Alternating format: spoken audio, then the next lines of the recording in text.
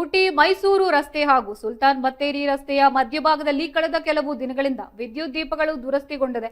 ಇದರಿಂದಾಗಿ ಪಾದಚಾರಿಗಳು ಕತ್ಲಲ್ಲಿ ಅಪಘಾತಕ್ಕೀಡಾಗ್ತಾ ಇದ್ದು, ಇದನ್ನ ಖಂಡಿಸಿ ಕರ್ನಾಟಕ ಕಾವಲು ಪಡೆಯಿಂದ ಬೃಹತ್ ಪ್ರತಿಭಟನೆಯನ್ನ ಹಮ್ಮಿಕೊಳ್ಳಲಾಗಿತ್ತು.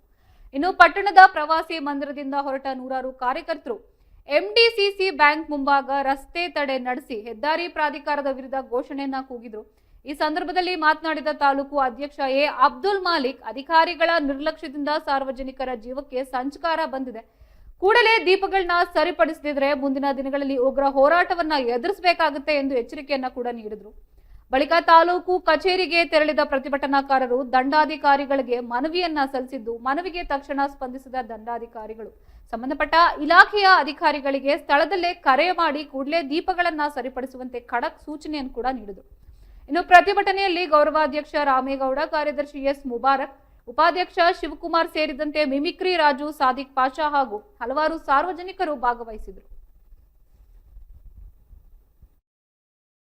ಅಧಿಕಾರಿಗಳಿಗೆ, ಸಾರ್ವಜನಿಕರ ಹಿತಾಸಕ್ತಿ ಇಲ್ಲದ ಅಧಿಕಾರಿಗಳಿಗೆ, ರಾಜ್ಯಗತ ಅಧಿಕಾರಿಗಳಿಗೆ, ಕರ್ತವ್ಯ ನಿರ್ಲಕ್ಷ್ಯ ವಹಿಸುತ್ತಿರುವ ಅಧಿಕಾರಿಗಳಿಗೆ ಬೇಕೇ ಬೇಕು, ಬೇಕೇ ಬೇಕು, ಬೇಕೇ ಬೇಕು.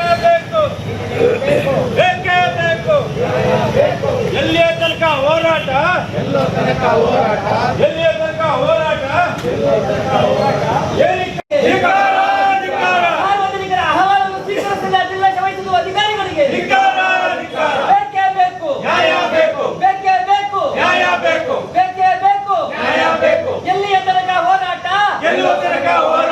ಎಲ್ಲಿಯ ತನಕ ಹೋರಾಟ, ಯಾತಕ್ಕಾಗಿ ಹೋರಾಟ, ಬೆಳಕಿಗಾಗಿ ಹೋರಾಟ, ಯಾತಕ್ಕಾಗಿ ಹೋರಾಟ, ಪಟ್ಟಣವನ್ನು ಕತ್ತಲೆಗೆ ನೂಕುತ್ತಿರುವ ಭ್ರಷ್ಟಾಧಿಕಾರಿಗಳಿಗೆ ನ್ಯಾಯ ಬೇಕು, ಬೇಕೇ ಬೇಕು, ನ್ಯಾಯ ಬೇಕು. ಎಲ್ಲಿಯ ತನಕ ಹೋರಾಟ, ಗೆಲ್ಲುವ ತನಕ ಹೋರಾಟ.